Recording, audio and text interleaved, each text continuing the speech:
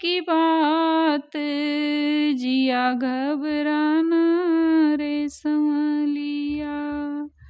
सुनी सुनी गौने की बात जिया घबराना रे संवलिया। तजत गहत कछु कहत बनत नहीं।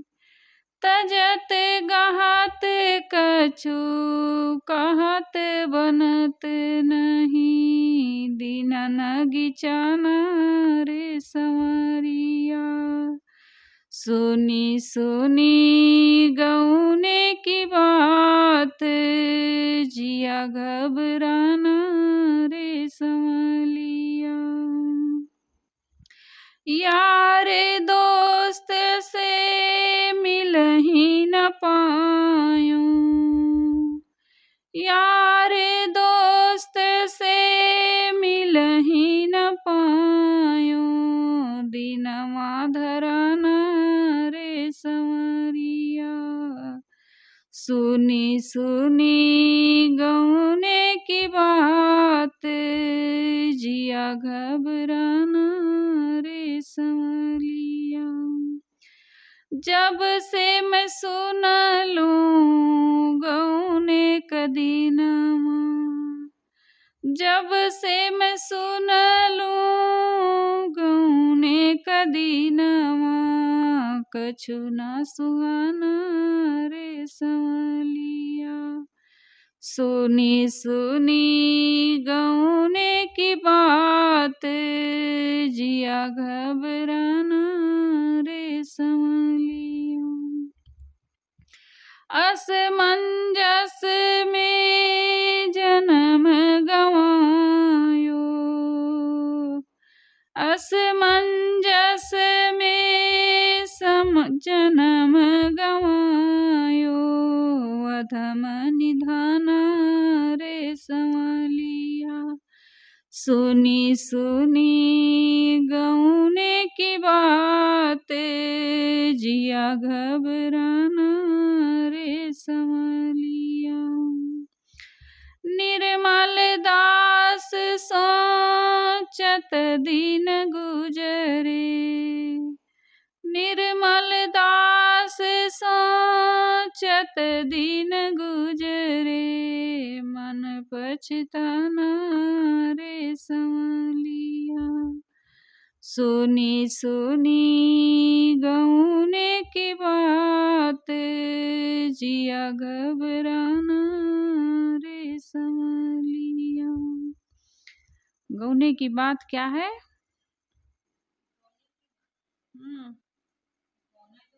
गौना जाता है। हाँ, लेकिन यहाँ पर क्या अर्थ है साहब का? गौने का अर्थ है गौना यानी गमन, गमन करना। गमन करने का अर्थ है शरीर छोड़कर जब यहाँ से जीव जाएगा। शरीर छोड़कर जाने की स्थिति का वर्णन यहाँ साहब कर रहे हैं कि सुनी सुनी गौने की बात। गौना यानी गमन करना। जब शरीर छोड़कर जाने की स्थिति आएगी उस समय का चित्रण साहब यहाँ कर रहे हैं। संवलिया श्याम रंग का, श्री कृष्ण तात्पर्य में मित्र। नगिचाना निकट आ गया। गौने का दिनवा यानी मृत्यु का दिन। गौने का दिन यानी मृत्यु का दिन। असमंजस यानी दुविधा, विषयों का सुख लूं या मुक्ति का आनंद। अधम पतित, निधाना निधान, आधार आश्रम घर। साहब कह रहे हैं सुनी सुनी गौने की बात जिया घबराना रे संवलिया। संवलिया का क्या अर्थ है? मित्र। हे मित्र, शरीर छोड़कर संसार से विदा हो जाना है। इस बात को सुन सुनकर और चारों तरफ लोगों को जाते देखकर मन में घबराहट होती है। सुनी सुनी गौने की बात जिया घबराना रे संवलिया। आपको ही हम कह सकते हैं जो हमारे नजदीक हो। यहाँ पर अब भगवान को भी अपने रख लेते हैं रोज। हे भगवान, देख देख करके मेरा जी डर रहा, नहीं कहते हैं। हे गुरुदेव, देख के डर लग रहा है, ऐसे नहीं कहते। या मित्र कहने का मतलब है जो हमारे निकट सबसे हो। यहाँ पर मित्र है। साहब कह रहे हैं कि हे संवलिया यानी हे मित्र, गौने की बात जो है सुन सुन करके मेरा जी घबरा रहा है। जैसे लड़कियां हैं सुनती हैं अब ससुराल जाना है। अब आजकल तो नहीं लगता है, क्योंकि आजकल तो अपने ही सब फिट कर लेते हैं। पहले रहती थी तो उनको घबराहट होती है, ससुराल जाना होता था तो घबराती थी, रोती थी, बहुत रोती थी। आजकल तो रोएंगी तो मेकअप खराब हो जाएगा उनके चेहरे का, इसलिए नहीं रोती हैं कि रोएंगे तो मेकअप करवा के आए रहते हैं इतना महंगा, वो खराब हो जाएगा, इसलिए वो रोते नहीं हैं। लगता भी है तो भी आंसू नहीं गिरने देती हैं कि चेहरा खराब लेके ससुराल कैसे जाएंगी। तो घबराती थी देख कर सुन करके कि अब मुझे ससुराल जाना है। पहले कष्ट भी रहता था, आजकल तो ऐसा कुछ नहीं है। तो साहब उसी का चित्रण इसमें कर रहे हैं कि जब शरीर छोड़कर संसार से विदा हो जाना है, इस बात को सुन सुनकर और चारों तरफ से लोगों को जाते देख करके, मरते हुए देख करके हमारे मन में घबराहट होती है। क्योंकि तजत गहत कछु कहत बनत नहीं, दिन नगिचाना रे संवलिया। क्योंकि शरीर और संसार का मोह अभी सर्वथा त्यागा नहीं जा सका है। जो प्राणी पदार्थ, कब आदमी घबराता है संसार से जाने के लिए? जब उसका प्राणी पदार्थों में मोह बना रहता है, आकर्षण रहता है। तो जब वो चीजें छूटने लगती हैं तो उनके लिए आदमी रोता है, घबराता है। तो साहब कह रहे हैं कि शरीर और संसार का मोह अभी सर्वथा त्यागा नहीं जा सका है और स्वरूप स्थिति पूर्णतया ग्रहण नहीं हो सके। कितने लोग होते हैं जब कुछ हो जाता है, ज़्यादा बीमार हो जाते हैं, तो जितने सगे संबंधी रिश्ते होंगे अपने परिवार, उनको सबको बुला करके देखना चाहेंगे। हाँ चले आओ देख लें, नहीं तो हम मर जाएंगे। ऐसे करके रोते हैं, छटपटाते हैं, परेशान होते हैं। तो इसका मतलब है कि उनके प्रति अभी मोह बना हुआ है, उसको वो त्याग नहीं पाए हैं। तो साहब कह रहे हैं कि स्वरूप स्थिति पूर्णतया ग्रहण नहीं हो सकी है। उधर क्षण क्षण मृत्यु का दिन निकट आता जा रहा है। मृत्यु तो आएगी ही, वो तो हर क्षण पल हम गर्भ में आते हैं और वहीं से पीछे लग जाती है। अब कब आएगी इसको कोई नहीं जानता है। तो क्षण क्षण मृत्यु का दिन निकट आता जा रहा है, इसलिए कुछ कहते नहीं बनता है। तजत गहत कछु कहत बनत नहीं, दिन नगिचाना रे संवलिया। मृत्यु का जो दिन है वो क्षण क्षण नजदीक आते जा रहा है, इसलिए कुछ कहते नहीं बनता है। यार दोस्त से मिल ही न पायो, दिनवा धराना रे संवलिया। मृत्यु का दिन भले अज्ञात है परंतु वह निश्चित है।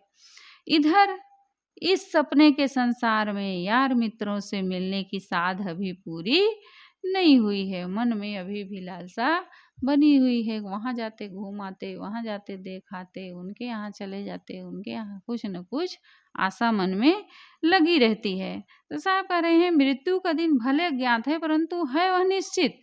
इधर इस सपने के संसार में यार मित्रों से मिलने की साध यानी इच्छा अभी पूरी नहीं हुई है। जब से मैं सुन लूँ गौने का दिनवा, कछु न सुहाना रे संवलिया। जब से संतों द्वारा मृत्यु की बातें सुनी, तब से यह सब समय सामने झूलती रहती है।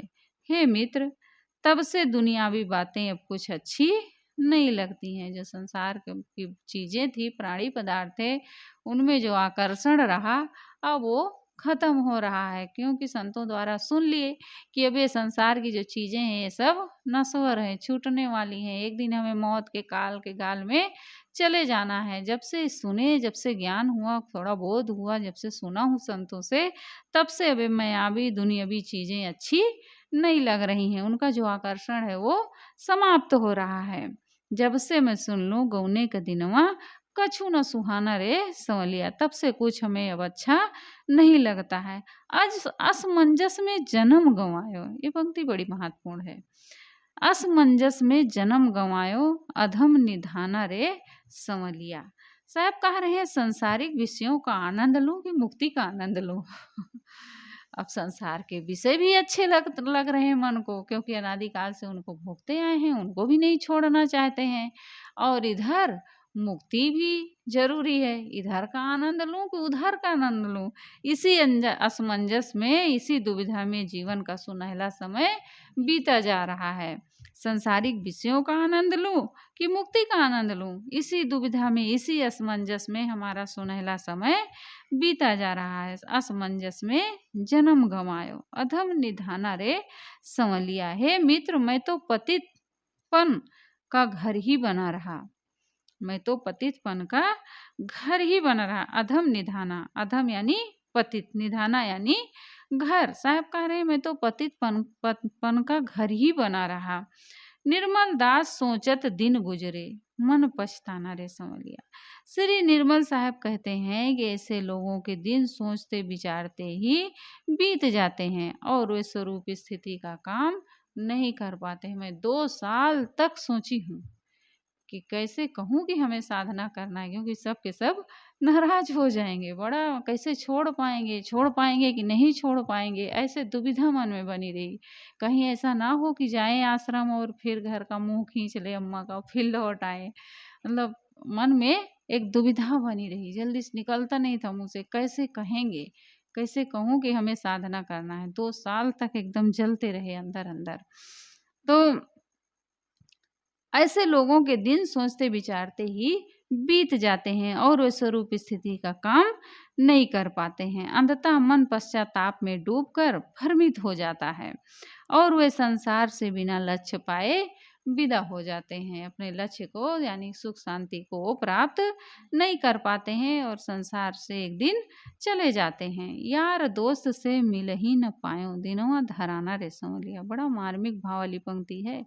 मोक्ष साधक होने पर भी यदि अभी कुछ देखने, सुनने, भोगने, करने, किसी से मिलने आदि की वासना शेष है तो भीतर अविचल शांति नहीं हो सकती है। अगर हम शांति चाहते हैं तो देखने, सुनने, भोगने, खाने पीने की जो लालसा है, जो वासना मन में बनी हुई है, इसको हमें समाप्त करना होगा।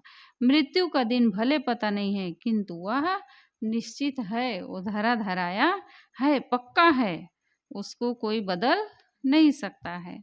और इधर जगत तृष्णा मिटी नहीं है, जगत की आशा बनी हुई है, तो फिर मन कैसे अंतर्मुख होगा, कैसे उस शांति रूपी घर को वो प्राप्त कर सकता है। तो साहब इसमें भी, इस भजन में भी एक सुंदर रूपक दे रहे हैं स्त्री का, कि मानो उसको ससुराल जाना है, उसका गौना जाना है और उसको सुन करके उस बात को उसका मन जो है घबरा रहा है कि वहाँ का जाएंगे तो कैसे रहेंगे, क्या करेंगे, वो घबरा रही है। तो साहब यहाँ पर यही बात कह रहे हैं कि हे मित्र, शरीर को छोड़कर संसार से एक दिन सबको विदा हो जाना है। इस बात को सुन सुन करके चारों तरफ लोगों को जाते हुए देखकर हमारा जो मन है वो घबराता है कि हम भी एक दिन इस संसार से चले जाएंगे। क्यों घबराता है नीलम, क्यों घबराता है मन साहेब? क्योंकि अभी मोह माया बनी हुई है, वो छूटी नहीं है, इसलिए जो मन है मृत्यु के दिन को देख करके घबराता है, मृत्यु को सोच सोच करके घबराता है, मौत को याद नहीं करना चाहता है। शुतुरमुर्ग की तरह, जैसे शुतुरमुर्ग जब देखता है कि शिकारी आ रहा है हमें फंसाने के लिए, मारने के लिए, तो धूल में अपना मुंह गड़ा लेता है रेत में। वो सोचता है हम शिकारी को नहीं देख रहे हैं तो वो भी हमें नहीं देख रहा है। ऐसे हम भी मौत से इतना भागते हैं, सोचते हैं हम मौत की याद नहीं करेंगे तो मौत भी हमें याद नहीं करेगी, लेकिन वो तो हर पल क्षण हमारे पास आ रही है, निकट ही आ रही है, और कब हमें दबोच लेगी इसका हमें पता नहीं है। बोलिए सद्गुरुदेव की जय। बंदा सन्मुख पारखी, शीस भेंट धरिहा, जनेऊ चारों बंदगी, सत्य प्रेम के साथ साहेब बंदगी, साहेब बंदगी, साहेब। सद्गुरुदेव की जय।